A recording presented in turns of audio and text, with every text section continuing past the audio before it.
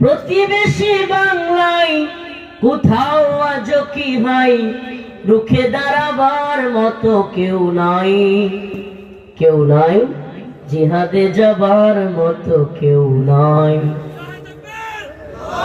বিধ্বস্ত চৌচির ভূস্বর্গ কাশ্মীর তিলে তিলে জলে পড়ে হলো ছাই।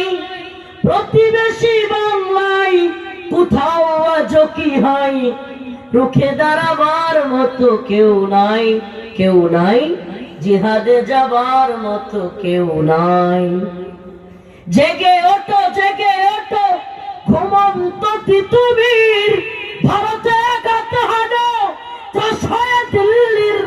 তোমাদের পায়ে কেন গোলামির জিঞ্জির, ইতিহাসে আজ কেন জয় নাই, জয় নাই, রুখে দাঁড়াবার মতো কেউ নাই, কেউ নাই, জিহাদে যাবার মতো কেউ নাই। আমরা আছি ইনশাআল্লাহ। প্রয়োজন হলে শাহাদাতের তামান্না নিয়ে আমরা এগিয়ে যাবো ইনশাআল্লাহ। আমরা এক মুসলমান আরেক মুসলমান ভাই ভাই। হিন্দুত্ববাদী সন্ত্রাসীরা, উগ্রবাদী সন্ত্রাসীরা যতই আমাদেরকে উস্কানি দেখ, যুদ্ধের ভয় দেখাক, হামলার ভয় দেখাক, দেশ দখল করবার ভয় দেখাক, আমরা এগুলোতে পরোয়া করি না। এমনিতে দেখবেন বাংলাদেশে হাইরে বিচ্ছিন্নতা, কত মতামত, কত মতানৈক্য, কত ফাটল। এক দল আরেক দলের বিরুদ্ধে লাগতেছে, ছাত্ররা সরকারের বিরুদ্ধে লাগতেছে, ছাত্ররা বিএনপির বিরুদ্ধে লাগতেছে, কত মতানৈক্য আছে না নাই?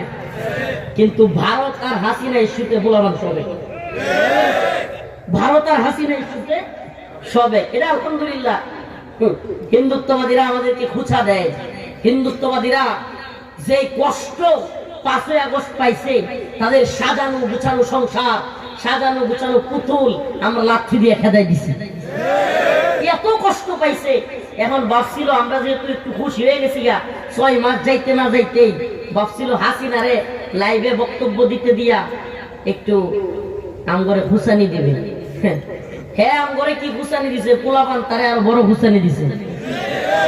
এমন খুশানি দিছে যে একবার মুখ খুইলা রাজাকার বলে এক বক্তব্য দিয়া গদি হারাইয়া মাঠ থেকে দিল্লি গিয়া পড়ছে। এখন আরেক বক্তব্য দিতে গিয়া বাপের বাড়িটাও হারাইছে।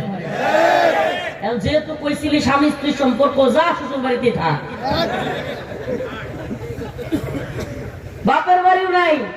অনেকে বলবে অনেক উদার সুশীল দেখা যাচ্ছে, হ্যাঁ রে একটা বাড়ি ভেঙে ফেললো, এটা কি করলো সুশীল। হ্যাঁ সুশীল বদমাইশেরা, কোথায় ছিলে তোমরা সেদিন, যেদিন এদেশে অনেক আলেমদেরকে এই হাসিনা রিমান্ডের নামে নির্যাতন করেছিল, কারাগারে বন্দী করে রেখেছিল, দেশের সর্বজন শ্রদ্ধেয় আলেমদেরকে কারাগার থেকে হত্যা করে বের করেছিল। দেশের সর্বজন শ্রদ্ধেয় আলেম দ্বীন আল্লামা নূর হোসেন কাসেমী, আল্লামা সাইদি রাহিমাহুল্লাহ, কাসেমী রাহিমাহুল্লাহকে জানাজা পর্যন্ত ঢাকায় পড়তে দেয় নাই। সালাউদ্দিন কাদের চৌধুরী, তোমাদের এই ভূমির সন্তান শেখা চৌধুরীর কবরে পর্যন্ত লাথি মেরেছিল, জুতা দিয়ে তার কবরে পর্যন্ত আঘাত করেছিল।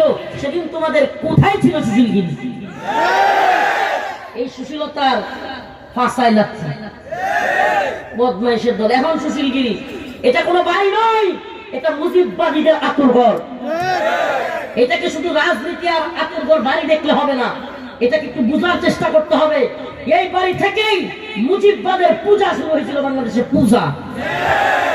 আপনি কি বলবেন, ছোট ছোট মেয়েরা, আমাদের বোনেরা মুজিবের ছবি সামনে রেখে স্কুলের মধ্যে চুমা দিয়া নম নম কইরা ভিডিও ভাইরাল হয় নাই? আপনারা কেউ দেখেন নাই? এটাকে আপনি কি বলবেন, পূজা না পূজা না? পূজা, মুজিবের পূজা। বিভিন্ন জায়গায় মূর্তি লাগাইতে হবে, বিভিন্ন জায়গায় কৃত্রিম এই কি বলে বঙ্গবন্ধু স্যাটেলাইট, তারপর বিমান থেকে কৃত্রিম মানুষ বের হইতেছে, এগুলো করে নাই? শেখ মুজিব বেরিতেছে নতুন করে আলোর মধ্যে দিয়া বুঝতি। এখন তো বাড়ি গেছে, যদি স্যাটেলাইট এটা আসমানে না থাকতো তাইলে বুঝতি, স্যাটেলাইট তো এটা আসমানে নাইলে বুঝতি। কত কিছু করে নাই ওরা রাস্তার মোড়ে মোড়ে। হিন্দুত্ববাদীরা যখন বুঝলো, মুরব্বীরা আছেন, সূক্ষ্ম কৌশলটা চেষ্টা করেন বোঝার। হিন্দুত্ববাদীরা যখন দেখলো মুসলমানদেরকে গোলাম বানানো যাবে না, মুসলমানরা হিন্দুত্ববাদীদের গোলাম হবে, আমাদের কথায় উঠবে বসবে না, সূক্ষ্ম প্ল্যান করলো যে এদেরকে তো দুর্গা পূজা করানো যাবে না, এদেরকে সরস্বতীর পূজা করানো যাবে না, কি করতে হবে, এদেরকে মুজিবের পূজা করাতে হবে। শেখ হাসিনা তো তার বাপের পূজা করলে সে খুশি, তো তারাও পুতুল একটা পাইছে যে এর দিয়া প্রয়োজনে শেখ মুজিবের পূজা করাবে। পূজা শুরু হয়ে গেছিল, পূজা। বাবারে বাবা, সেনাবাহিনী, বিডিআর, বিজেপি, যত বাহিনী এরাও বিশেষ দিবসগুলোতে এখানে একটা বোর্ড লাগাইতে হইতো মুজিবের ছবি। দেখছিলেন নি আপনারা? আমি তো মাঝে মাঝে বলি বক্তাদেরও এখানে একটা শেখ মুজিবের ছবি লাগায় পরে ওয়াজ করা লাগতো। অবস্থা সামনে যা হইতেছিল, শেখ মুজিবের ছবি লাগায় তারপরে কি করতে হইতো, এমন পর্যায়ে যাচ্ছিল। রাস্তার মোড়ে মোড়ে ভাস্কর্য, মূর্তি, বিভিন্ন অফিস, আদালতে, মাদ্রাসায়, স্কুলে বাপের ছবি ঝুলাইতেই হবে। বাবা, সবকিছু বাধ্য করতেছিল, ঠিকই ঠিক না? আল্লাহর ফরজ বিধান নামাজ, যেটার জন্য আল্লাহ প্রদত্ত ভাবে শাসন করবার অধিকার আছে, নামাজের জন্য বাধ্যতা করা নাই, শেখ মুজিবের ছবি লাগানোর জন্য বাধ্যতা হলো। চিন্তা করা যায়? শেখ মুজিবের বল্টু প্রশাসনের যে লোকটা না লাগাইতো তারে বলতো রাজাকার। তারা কি বলতো? তাইলে বুঝেন কতটা নিচে যাচ্ছিল। আরে মুজিব বাদ, অমুক বাদ, তমুক বাদ, শুনে রাখ, যে কোনো বাদ মুসলমানদেরকে গাড়ে যাইতা পৃথিবীর ইতিহাসে কেউ দিতে পারে নাই। মঙ্গল তাতারিরাও চেষ্টা করেছিল, পৃথিবীর ইতিহাসে পারে নাই। মঙ্গল তাতারিদেরকে, হালাকুকান চেঙ্গিস খানদের বংশদেরকে, যারা কিনা পৃথিবীর ইতিহাসে সবচেয়ে বড় বড় বাহিনী ছিল, মানুষকে নিঃসংসভাবে হত্যা করত। যে ভূখণ্ডে যাইতো তারা লাশের স্তূপ পালাই দিত। ইরাকে বাগদাদে জ্ঞান বিজ্ঞানের শহরে এমন রক্তাক্ত করেছিল যে এক পর্যায়ে লাশের গন্ধে এলাকায় মানুষ থাকার মতো পরিস্থিতি ছিল না, লাশের গন্ধে নিজেরাই মরে যাচ্ছিল। এত ভয়াবহ পরিস্থিতি। এই মঙ্গল তাতারিদেরকেও, চেঙ্গিস খানের হালাকুকানদের বাহিনীদেরকেও আমাদের ইমাম সাইফুদ্দিন কুতুজ হারিয়ে দিয়েছিলেন। এক ঐতিহাসিক ঘটনা, ওদিকে যাচ্ছি না।